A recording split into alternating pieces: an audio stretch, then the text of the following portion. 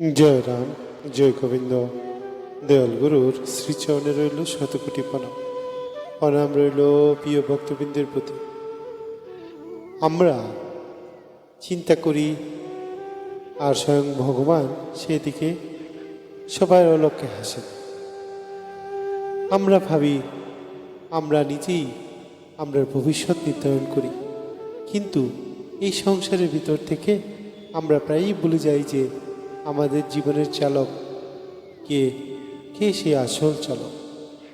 আজ আমরা শ্রদ্ধেয় শ্রী শ্রী রাম ঠাকুরের এক গভীর ও আশ্বাসদায়ক বাণীর ব্যাখ্যা শুনব। বেদবাণী পত্রাংশ সংখ্যা 110, যেখানে তিনি আমাদের উদ্বেগ ও ভবিষ্যৎ চিন্তা সম্পর্কে এক অসাধারণ আলোকপাত করেছেন। জয় রাম, জয় গোবিন্দ। গুরুর চরণে শতকোটি প্রণাম। প্রণাম রইল প্রিয় ভক্তবৃন্দের প্রতি। ভক্তবৃন্দদের প্রতি বিশেষ অনুরোধ, দয়া করে আমাদের এই চ্যানেলটি লাইক, শেয়ার ও সাবস্ক্রাইব করবেন। আপনার মূল্যবান মতামত কমেন্ট বক্সে জানাবেন। জয় রাম, জয় গোবিন্দ। মূল পত্রাংশ পাঠ শ্রী শ্রী রাম ঠাকুরের বেদবাণীর পত্রাংশ 110। সংসারের ভবিষ্যৎ চিন্তা করিতে আপনার কোনো প্রয়োজন নাই, কারণ আপনার সংসার চালাইবার কর্তা স্বয়ং ভগবান। তিনি আপনার সকল অভাব দূর করিয়া আপনাকে তৃপ্ত করিবেন। বিশেষত আপনার প্রারব্ধ বিষয়ে কোনো কর্তৃত্ব নাই। ভগবান আপনার মঙ্গল করিবেন, যেহেতু তিনি মঙ্গলময়। তাহার উপর সমস্ত ভার অর্পণ করিয়া নির্মল বুদ্ধি লাভ করিবেন। ছেলেদের চিন্তাও আপনার করিবার কিছু নাই, কারণ ছেলেদের তো এক নিজস্ব একটা ভাগ্য আছে। তাদের সমস্ত শক্তি ভগবত কৃপায় পরিপূর্ণ হইতেছে। তাদের জন্য কোনো চিন্তা করিবেন না। ভগবানই তাহাদিগকে রক্ষা করিতেছেন এবং করিবেন।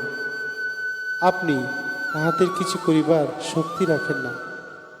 অতএব ওই সকল অনিত্য অমূলক চিন্তা না করিয়া আপনি যথাশক্তি স্থির ও ধৈর্য সর্বোত্তভাবে করিতে চেষ্টা করিবেন। অন্য কোনো চিন্তা করিবেন না। এই সকল চিন্তা ভগবান করিতেছে।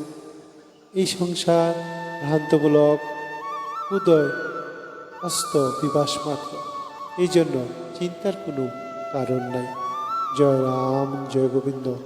এই বাণীতে ঠাকুর আমাদের মনে করিয়ে দিয়েছেন, ভবিষ্যৎ আমাদের হাতে নয়।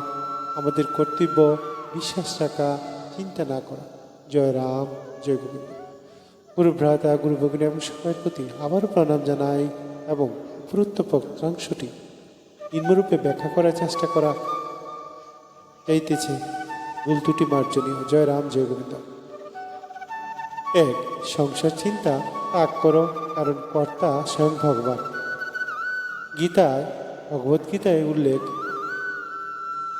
18:66, সর্ব ধর্ম মান পরিত্যাজ্য মামেকং শরণং ব্রজ। ভগবান বলেন, সব কিছু আমায় সমর্পণ করো।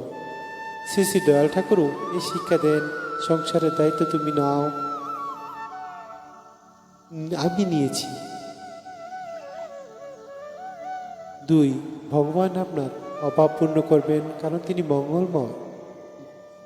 ভগবদ্গীতায় উল্লেখ আছে 9 অধ্যায় 22তম শ্লোকে, যে ভক্ত একাগ্র চিত্তে আমার উপাসনা করে, আমি তার যা যা দরকার তাই যোগ করি এবং তার নেই তা রক্ষা করি। ঠাকুর বলেছেন, ভগবান আপনার তৃপ্তি করবেন। জয় রাম, জয় রাম।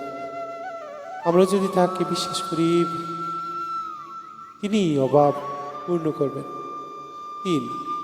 আপনার ছেলে মেয়ের ভাগ্য তাহার হাতে, চিন্তা বৃথা। ভগবদ্গীতা উল্লেখ আছে 2য় অধ্যায় 47তম শ্লোকে, কর্মের অধিকার আছে, ফলের নয়। আপনার কাজ হলো চেষ্টা করা, আর ছেলে মেয়েদের ভবিষ্যৎ ভগবান স্থির করেন। ঠাকুর বলেন, আপনার করার শক্তি নাই। জয় রাম, জয় গোবিন্দ। 4. চিন্তা নয়, স্থিরতা ও ধৈর্য চাই। গীতায় উল্লেখ ষষ্ঠ অধ্যায়ে 19তম শ্লোকে যেমন বাতাসে নাড়ানো দ্বীপ এমনই স্থির চিত্ত যোগী। দয়ালগুরু বলেন, ধৈর্য ধারণ করো, নিজেকে স্থির করো। চিন্তা করলে মানুষ দুর্বল হয়, বিশ্বাস রাখলে শক্তি আসে।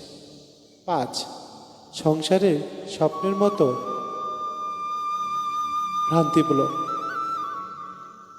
ভগবদ্গীতায় উল্লেখ আছে 2য় অধ্যায় 16তম শ্লোকে, অস্তিত্বহীন জিনিসের অস্তিত্ব নেই এবং যা চিরন্তন তার বিলুপ্তি নেই। দয়ালগুরুর ভাষায় এই সংসার উদয় অস্ত বিবাস মাত্র, অর্থাৎ যা আসছে যা যাবে, এতে স্থায়ী কিছু নেই। জয় রাম, জয় গোবিন্দ। প্রিয় ভক্ত বন্ধুগণ, এই বাণী আমাদের মনে করিয়ে দেয়, চিন্তা নয় আত্মসমর্পণ, ভয় নয় বিশ্বাস, দুশ্চিন্তা নয় ধৈর্য ও স্থিরতা। শ্রী শ্রী রাম ঠাকুরের এই বাণী যেন আমাদের প্রত্যহ জীবনের পথ প্রদর্শক হয়। ভগবানের উপর সমস্ত দায়িত্ব অর্পণ করে আমরা যেন নির্মল বুদ্ধি ও শান্তি লাভ করি। জয় রাম, জয় গোবিন্দ। আপনি যদি এমন শান্তিময় ও দিশা নির্দেশকারী কথা অমৃত পেতে চান তাহলে চ্যানেলটি সাবস্ক্রাইব করুন ও শেয়ার করুন। জয় রাম, জয় গোবিন্দ। জয় ঠাকুর, জয় সত্য, জয় শান্তি। জয় রাম, জয় গোবিন্দ। গুরু কৃপা সবার উপর বর্ষিত হোক, গুরুর আশীর্বাদে জগৎ মঙ্গলময় হোক। সবাই খুব ভালো থাকবেন, খুব ভালো থাকবেন। জয় রাম, জয় গোবিন্দ। সবাইকে ভিডিওটি দেখার জন্য অসংখ্য ধন্যবাদ।